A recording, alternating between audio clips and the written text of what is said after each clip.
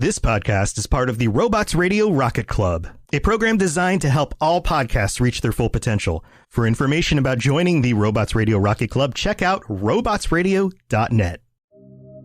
Welcome to Holocron Histories, Star Wars Canon versus Legends, where we're going to take a deep dive into the lore of the Star Wars universe. Hello and welcome to the Holocron Histories podcast. I am Austin, also known as Teacup. I'm one of your hosts for this podcast. And I am Ben of Temeria. And yeah, so we've been talking about starships forever. And because there are a lot of them, you know, which is fitting for a movie series and a universe called Star Wars. I mean, you would think spaceships are a big part of that, which they are. Yeah. So, Ben, what are we talking about today? So, as we continue this long theme of topic we're going over, this week we are going over the Delta-7, or commonly known as the Jedi Starfighter, that we all know and love from the Star Wars universe. And it's not the Jedi Starfighter we see in Episode 3. Is the earlier models, it's the V-shaped ones. A triangle shaped. So not the ones that have the folding wings. Correct. Okay. The ones that go into the little, well, I guess the other ones go into the hyperdrive thing too, but I mean, actually, the Deltas always confuse the crap out of me. So this is the one that Obi-Wan flies in Attack the Clones.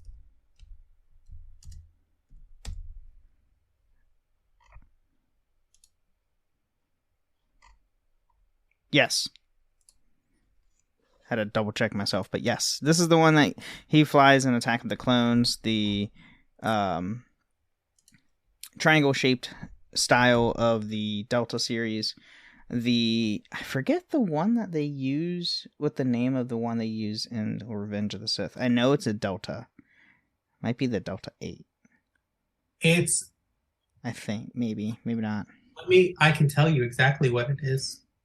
Let me boot up Star Wars Galaxy of Heroes. Oh my god, I forgot it's in that game. Yes. Oh wait, yeah, because Plo Koon and Ahsoka have those as starfighters in the game, don't they? So Plo Koon and there's a General Jedi one. They have the Delta-7. Oh, okay. Which is the shaped one. Yes. Anakin and Ahsoka have the other one. Okay. So let me see. So it is called the ETA-2 Starfighter. ETA, that's right. Duh, we covered a little bit of that. Yeah, and Ahsoka Tano's is just just says Jedi Starfighter. Go figure. So, well, that's just, if you've played Galaxy of Heroes, you know that their naming is not always consistent. No. For example, there's not. Jango Fett is a Separatist, but Boba Fett is not Empire. That's weird. Yeah.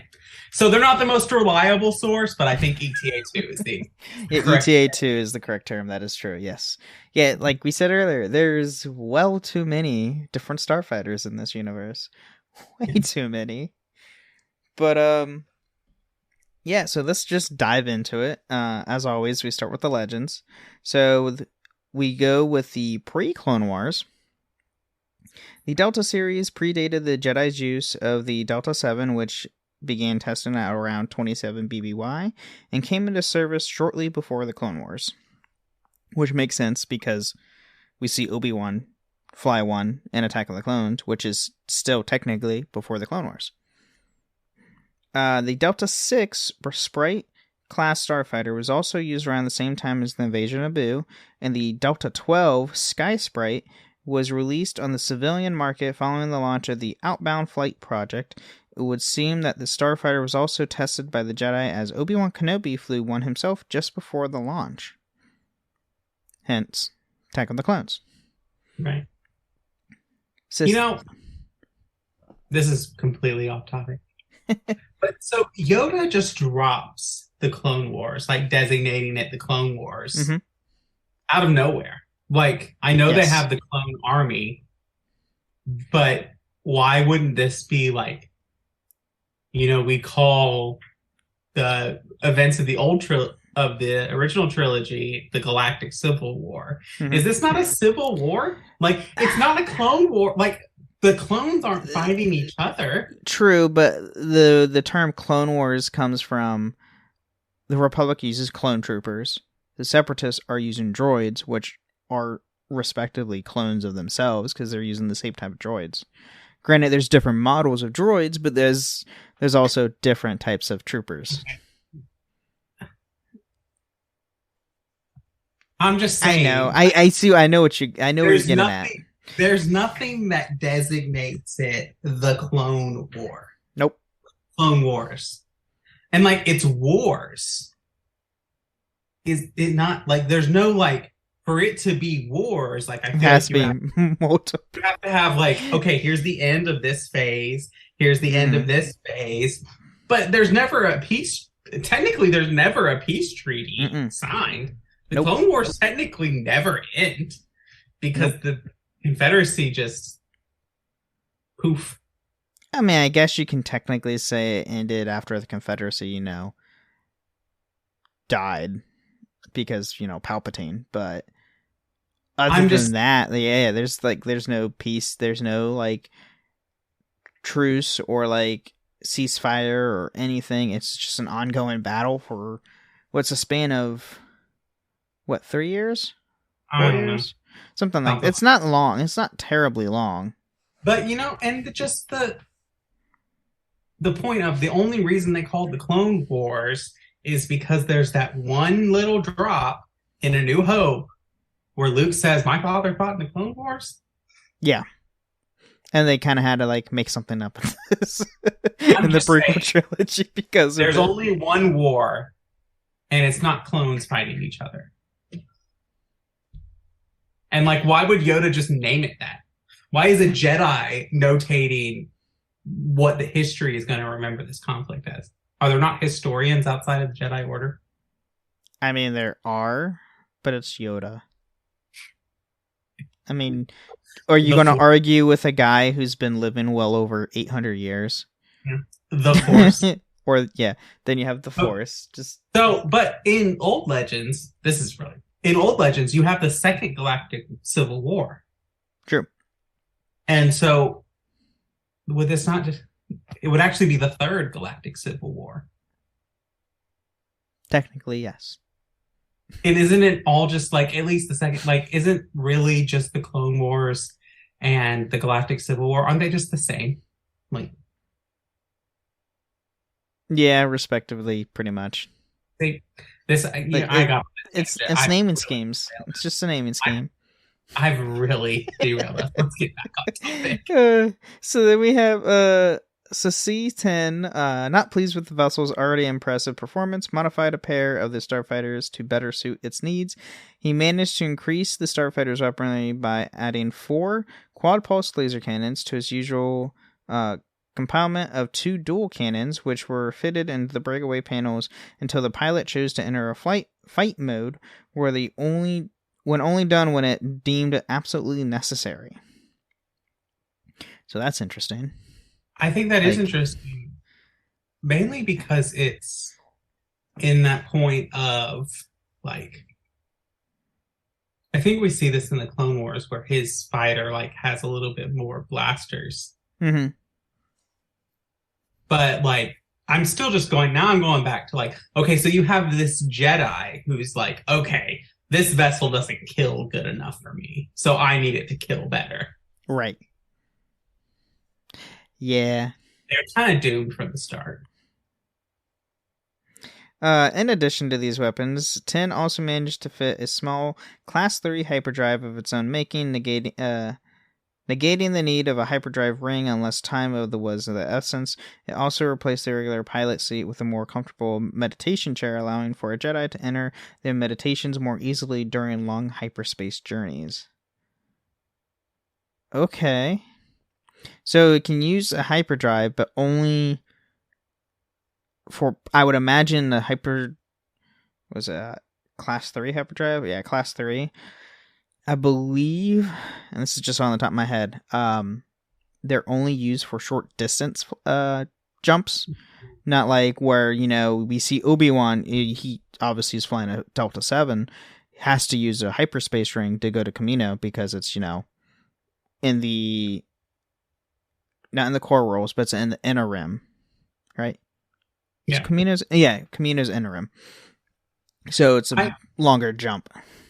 I equate this to like, okay, I don't take if I don't need space, I don't take my big SUV on a long journey. Mm-hmm. Because my sedan will get better gas mileage. Right. And then we have Jedi Master Adi Gallia flight tested one of these Delta-7 prototypes when faced with Captain Kavik Toth and his Trihexion fleet, taking it to the Kershak system shortly before the Battle of Geonosis. It was here that she also learned that several force powers, in conjunction with the Starfighter, both offensive and defensive. The resounding success of this mission meant that many of the existing Delta-7s were modified to 10's specifications.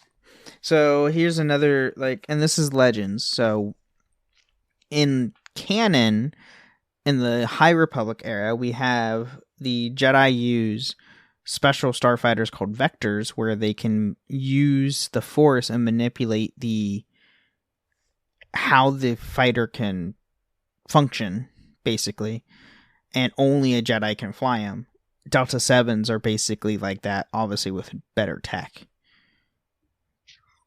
But from what we see, anybody can fly a Delta-7 regardless if you have the Force or not.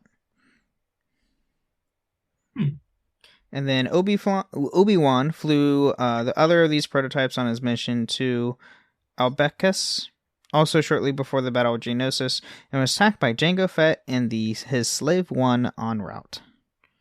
And it's not a Slave One anymore, mind you. In the new canon, it's called the Fire Spray, because that's that's the type of ship. That's what it is.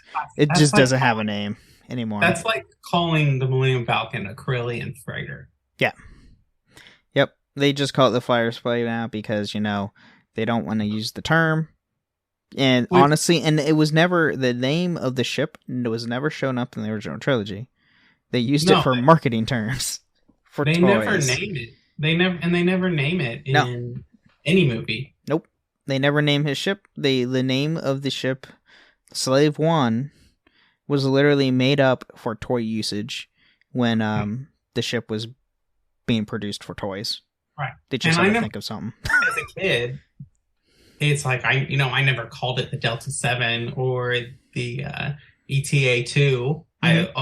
Anakin Starfighter. Oh, that's Boba Fett's ship. Right. Yep. He managed to fight him off thanks to the hidden weaponry and continued on his journey. It seemed that the next time Kenobi faced Fett was when he was in his regular Delta-7. It was also possible the result would have been very different if he had been in the same prototype. Meaning Fett would have won? I guess. That's what I'm assuming. Stationed in the hangar bays of the Jedi Temple on Coruscant and other facilities, Aether sprites were assigned to all field Jedi. General use starfighters were colored in turquoise, and starfighters coded in other specific Jedi were colored red. And then other hues emerged due to individual customization during the Clone Wars. Anakin Skywalker extensively modified Azure Angel, adding large turbine engines, an internal hyperdrive, and a paint scheme reminiscent to that used on his pod racer in Tatooine. Some Delta-7s even included a bomb chute in the rear or forward seismic charge launcher, although these were rare. Just think of a Delta-7 with a seismic charge. The best sound in all of Star Wars. Yes, I will fight anybody on that. That's the best sound effect they've ever made. Mm-hmm. Have you ever noticed that it's eerily similar to, the Reaper sound is reminiscent of that in Mass Effect. You know what? I never compared the two. I'm gonna have to go and watch a scene with a Reaper. Just the large like subwoofer vibration. No, seriously, like play them back to back between the Reapers and Systems charges. Okay, I'll do that. Which Mass Effect takes a lot of inspiration from Star Wars, so yeah, that's not surprising. That's true. Now we move to the Clone Wars. More extensive deviations from the standard Delta-7 also existed, and unlike Anakin's personal craft, they were available to limited numbers from the Kawat Systems engineering. Jedi wishing to avoid clashes with enemy forces sometimes used a high-speed variant. This version of the fighter featured greatly enhanced acceleration as well as an increase in the maximum velocity from 1,150 kilometers per hour to 1,260 kilometers per hour. On the opposite of the spectrum, Jedi expecting to engage in heavy dogfights would often employ Delta-7s and high maneuver variant. So, just like any other starfighter, Delta-7s came in all different versions. Go figure. Makes sense. Modify using a device collected from various Jedi pilots, including Anakin Skywalker and Plo Koon. The high maneuver version of the ship was known to agitate droid starfighters during combat. That's kind of funny. The droid's just getting PO'd the entire time because they can't catch him. I would watch a whole sitcom that is just droids. Just a bunch of B1 battle droids, like going about there every day on a Star Cruiser or Starfighter. We kind of get that in Clone Wars, but like just having their own show. And it's just like, well, Bill got his head chopped off by a Jedi again, so he's over in repairs trying to do that, and now I got to pick up the slack. Yeah, I just love the scenes with the B1s where like a Jedi comes in, wipes them out, and one of them's just left. And it's like, oh man, does this really have to happen? I was having a good day. Well, no, there's one scene in Clone Wars, and this gets me. There are two scenes with B1s that get me every time. The first is in Clone Wars, and it's two B1s are like coming up on Ahsoka or Anakin, and one says hands up, and the other B1 just goes, "What's the point?" Which I just laugh every time at that one. And my other one is in Rebels when they go to the planet where the tactician droid. The tactical droid, yeah, where they do that. Droid, and all the droids are saying Roger, Roger, and Ezra in his kid way just goes, "Who's Roger?" Who's Roger? I don't know who this Roger is. It's me every time. But no, why do we even what's the point? Yeah, what's the point of putting a hands up with the Jedi? We're gonna get cut down. It's whatever. So, as Delta-7s were lost in battle, they were replaced by Delta-7Bs. The main modification of the 7B series was the droid socket was centered and allowed unmodified detachable astromechs, R2 series and higher, to be used. This move was popular amongst most Jedi, and the trait was carried on to the ETA-2s. Plo Koon also flew a Delta-7B. And then towards the end of the Clone Wars, manufacturer Kawat Drives Yards developed the more refined starfighter, the ETA-2 Actus Class Interceptor.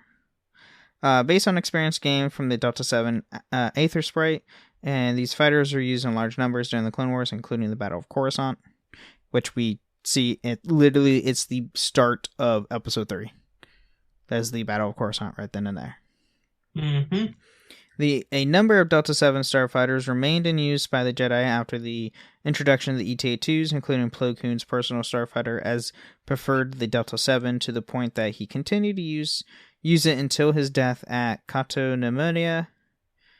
Several years after the Clone Wars ended, Kawat sold the entire Delta line to Sinar Fleet Systems. Afterwards, the Delta-7 would be phased out. So, which makes sense because then it became the, Galactic Empire, and then they had no use for any of that.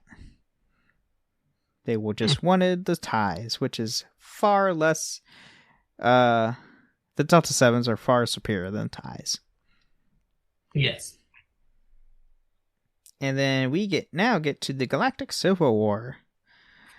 So Wedge Antilles would later retrieve an abandoned Delta-7 after his X-Wing crash landed on Geonosis sometime after the Battle of Hoth and the Third Battle of Geonosis during this Galactic Civil War, as he needed a way to escape the planet after being attacked by the Republic gunship pilot by Sarkill. The exterior was relatively undamaged, and the R5 unit repowered it. Or his R5 unit repowered it. Man, can they just stop having battles on Geonosis? Yeah, just stay away from that planet, please. There's nothing. There's no tactical advantage for that planet. The Galactic Civil War, the properly named war. Yes. The properly named one. This is true. Afterwards, he utilized its Void 7 seismic charges to destroy 2 Storm Commandos owned Imperial escort carriers, and also eliminating several squadrons of TIE bombers, TIE interceptors, and TIE fighters before promptly retreating alongside the rebels via hyperspace ring. It was later stored in a Starfighter hangar. So he literally just took this Delta-7 and just wiped out an entire small fleet at this point. With just seismic charges. That's what Antilles for him. That's true. That's everyone says that, Luke is a good pilot and everything, but he doesn't do a lot of piloting outside of A New Hope. True. It's mainly like ground combat is what he normally focuses on, because he has a lightsaber. Where are you going to have a person with a lightsaber? Ground. Wedge Antilles is the best starfighter pilot in the Rebellion. Yeah. Now, you could fight me for the best pilot is a toss-up probably between Hera and Han, but... As far as starfighters go, Wedge. Mm-hmm. At least during the Galactic Civil War. Or even in the sequel series, Wedge is still flying a fighter. Yep. But yeah, he even shows up in squadrons. It shows how prominent of a starfighter pilot he is. And then the design of the Delta-7 later evolved into the R-22 Spearhead and the RZ-1 A-Wing Interceptor of the Galactic Civil War. So why change that to the A-Wing? Also, I was looking at the R-22 Spearhead. It looks like an A-Wing, but I can't tell what cartoon it's from in the picture that I'm seeing there. See. Oh God. It's obviously this is all legend, so yeah. God, I want to say that's a cartoon Star Wars had back in at least in the late 80s, 90s. Oh, I think it's the Star Wars Droids, that show. Do you remember? Wasn't that in the 90s? Probably. I want to say that was 90s. It's hard to keep up on a lot of this stuff. Mm. But that's what we have for Legends for the Delta-7. And I'd say it's a good time for a mid-break. Yeah, let's do it.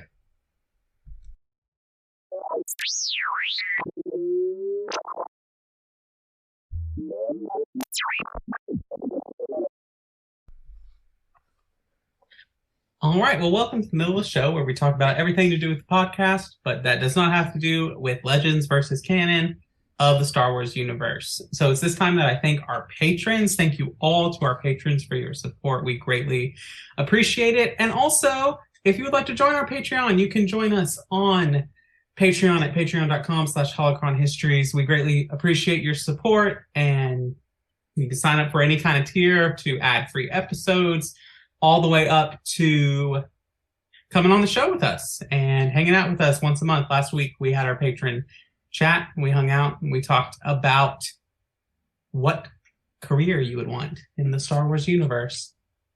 And there were some opinions that were said. Yes, don't be a politician. No, do not be a politician in Star Wars. Also, so that's a lot of fun. You can also support us by leaving us ratings or reviews on Apple or Spotify. If you leave us 5 stars with some words, we will read it out on a future episode of the show. Other than that, you can come hang out with us on Discord. You can join us on the Cups Podcasting and More Discord server. And you can join us on the Robots Radio Discord server. Both great places to hang out, great places to find other podcasts, like the other podcast we do, the Dragon Age Lorecast, Assassin's Creed Lorecast, the Wizarding World Lorecast. Wizarding World, yes. Do the Wizarding World Lorecast. Well, and you have your Inheritance. Yes, the Inheritance page by page podcast. Lots of podcasts, lots of stuff. Yeah, it's a lot of fun. Yes, it is. Well, that was a quick mid-break. It was a quick mid-break. I think we're good to go. Yeah, let's get back into it.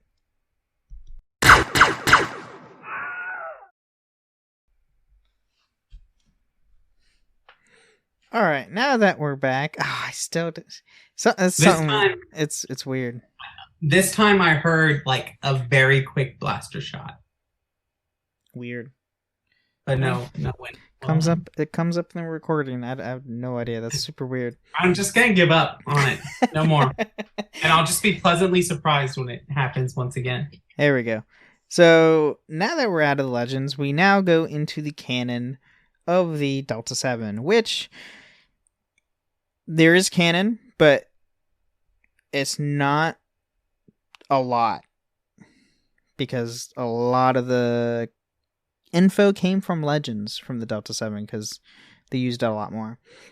Mm-hmm. So we have the Republic service of the Delta-7. The Delta-7 entered the service with the Jedi Order prior to or during 32 BBY. Qui-Gon Jinn operated at Delta-7 as he did his Padawan Obi-Wan Kenobi. Yoda operated his own customized version and flew it to a mission to the Vagadar system. And of course, he has to have a customized version for his stature. Mm-hmm. 4 years later, Master Debilla,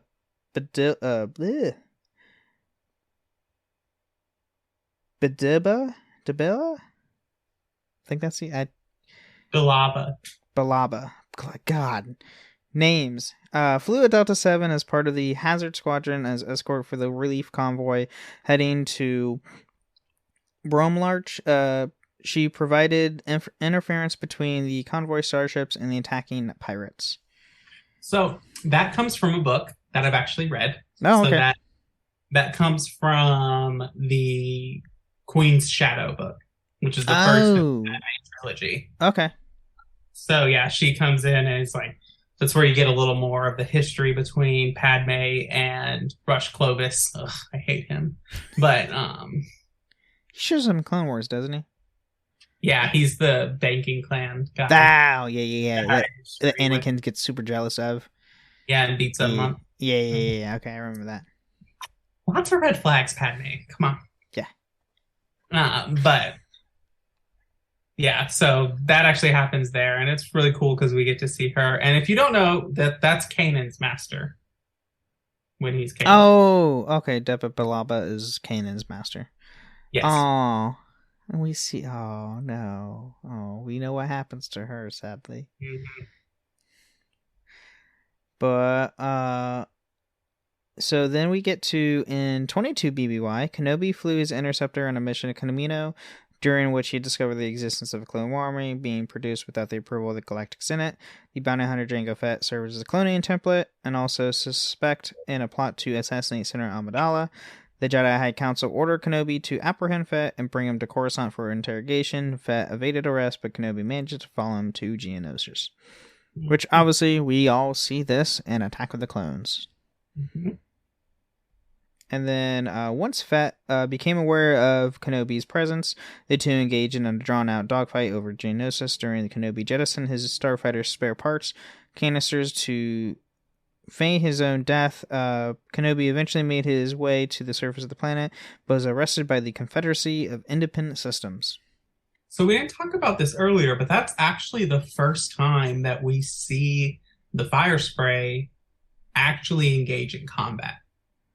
True, yeah, because we don't see Boba use the fire spray whatsoever. Like, we see him fly it, right? But that's it. That's all we see during the original trilogy. Well, we don't because of the technology, we don't get a lot of the dogfighting in Empire and A New Hope because it's mainly crashes. Yeah, the technology, we don't really see that there. But by the time we get to Jedi, we have a little bit more. Mm-hmm. He's got a lot more money. Yeah. Yeah. Because success, nobody thought Star Wars was going to plan out, obviously, with A New Hope.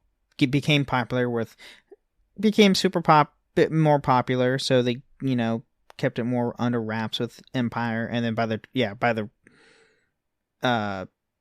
opening of Return, or before Return comes out, like when they're in production, like George Lucas has made so much more money. Well, and I'll be quite honest with you all. I love Star Wars and I love those movies, but George Lucas's empire is built on toys. Yes. Oh yeah, without that, all his money, all his profits is from toy marketing. Yep. And honestly, that's the best way to grow a franchise is toys. Right. Period. I mean, look at Lucasfilm now. What does Star Wars mainly sell now? Toys. Who collects all these toys? People our age. So it works. Something's going right. Not me buying a Ahsoka Mando Black Series action figure, literally. Or a Bastila and Malak coming out that was just announced. Yes, I saw that. I'm so excited. So back on topic. Anakin and Senator Padme Amidala attempted to stage a rescue, but were also apprehended and sentenced to death in the Petranaki Arena. Is that how you say that? Petranaki is probably Petranaki Arena. A Jedi assault team deployed to rescue the trio, but was severely depleted in the verge of defeat when Yoda arrived in with the Grand Army of the Republic. The ensuing First Battle of Geonosis resulted in the end of the Separatist crisis and the beginning of the Clone War. Oh, see, they have war. Not wars, just war. Super weird. And at least one Delta-7 belonging to Jedi Master Plo Koon at the end of the Clone War and 19 BBY was destroyed in the capture of Cato Nemoria during the execution of Order 66. I'm not over it. And then Age of Empire. The early alliance would begin to use rebuilt Delta-7 interceptors for local engagements along with other aging Clone War era equipment and other system patrol crafts. That's it in the Galactic, because we just don't see them whatsoever after. Which we know. So really, in the content now, post Revenge of the Sith, we don't see a lot of Jedi Starfighters at all. Nope. Assumingly they were all destroyed. We see one in Fallen Order. They see it in the Fallen Order. Mm-hmm. Was that was an ETA too? I was about to say, I thought that was an ETA too. But yeah, they rarely get at the get-go. Mm-hmm. But yeah, that's really it that we've seen so far in the current canon. Yep. So now we move to the characteristics of the fighter. Manufactured by Kuwait Systems Engineering, the Delta-7 Aether Sprite class light interceptor was a Jedi-used starfighter and saw extensive action during the last years of the Galactic Republic and was designed specifically for the Jedi in mind. The Delta-7's designers worked with the Jedi Order to create a starfighter with fewer internal systems than other starships and focused on making the controls as responsive as possible due to the Jedi's force sensitivity capabilities. Which makes sense. I mean, if you're going to make a starfighter for a Jedi, let them use the Force with it. And then an elite transport, it could accommodate a single pilot with an integrated astromech droid, as unlike later starfighter models, the wings were too thin for a full astromech socket. And then instead of a modified astromech was hardwired into the socket on the Vestal wings, with its dome remaining intact and the components plugged directly into the ship's computer. The droid therefore would play an important role important part in the assisting the pilot with navigation, damage control, and hyperspace travel coordinates. Which, I mean, let's be honest, you need an astromech if you're doing any hyperspace travel. It's just required at this point, unless you're Mando. Well, he doesn't use droids. Exactly.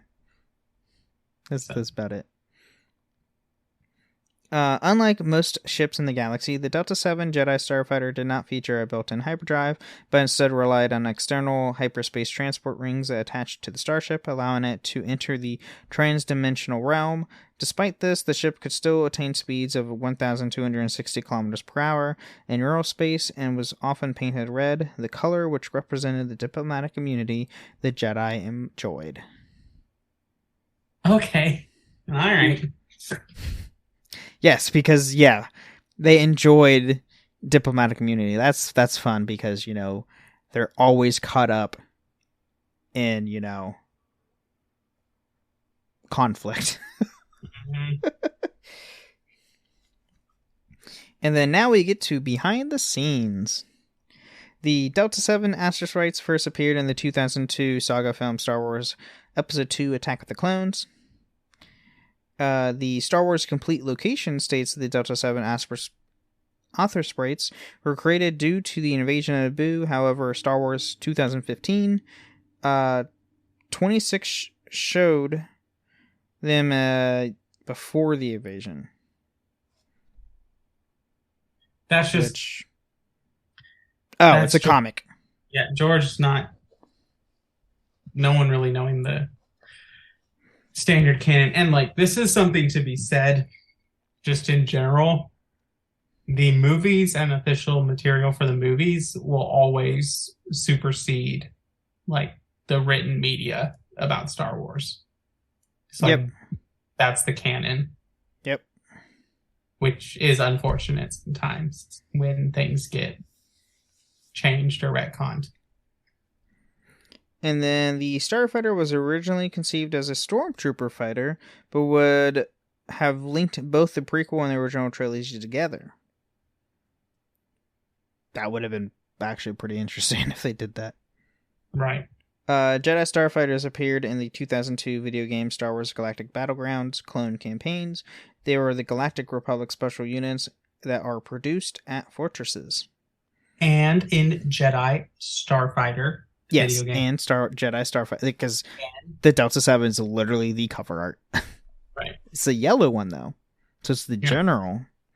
I don't think the Delta-7 appears in any of the Battlefronts games.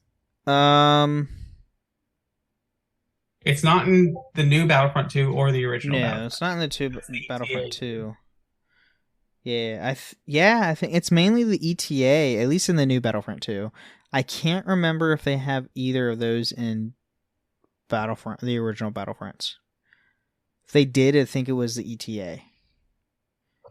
Well, Battlefront 1, if they had it at all. Okay. And then in Star Wars Episode 2 Attack of the Clones, Obi-Wan Starfighter in cockpit display the information during using the Star Wars 76 script and not in Arabic. Which is interesting too. So that's just another thing that Lucasfilm loved to do is reuse stuff they used in earlier projects because it's cheap. And they have a giant warehouse full of stuff because Star Wars. So, but that's what we have in the canon. Like I said, there's not a whole lot in the canon because the Delta-7 was really only used during the Clone Wars. Yes. The Delta-7 appears in the original Battlefront, the 2003 Battlefront game for the Xbox, but it is referred to as the Republic Starfighter. Why don't I remember that? Because I played the heck out of that game. There weren't actual space battles. You had the map concluded air battle and ground assault. That's right. I'm thinking Battlefront 2, because Battlefront 2 had space battles. Correct. And that's that had what the I'm thinking of. too. Okay, so it was the ETA. That's what I thought. Okay. That makes more sense now. But that's all I got for this week. You have anything else to add, Teacup? I don't think so. All right.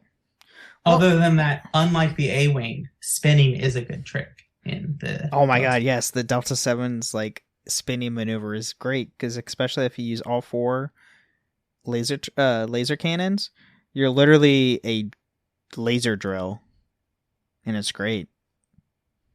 Did you miss my joke again? I did. Oh. Spinning jokes don't work with me, apparently. Spinning is not a good trick with Ben.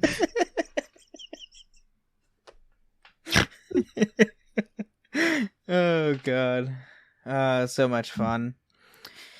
But yeah, we will catch everybody next week. We are going to go over the Y-Wing next week, and then after that, we are going to switch things up and not do Starfighters, because we've done a lot of Starfighter episodes.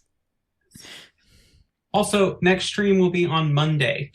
Yes. The next episode will be we're streaming on Monday, same time. I just have work stuff that came up, so life. It's fun. But yeah. All right. I think that's everything. Cool. Well, see you later, everybody. Mm-hmm. And may the Force be with you. Thank you for listening to Holocron Histories, Star Wars Canon versus Legends. You can find us on the Robots Radio Discord at robotsradio.net. You can also follow us on Twitter at SWHoloHistories and contact us at holocronhistories@gmail.com.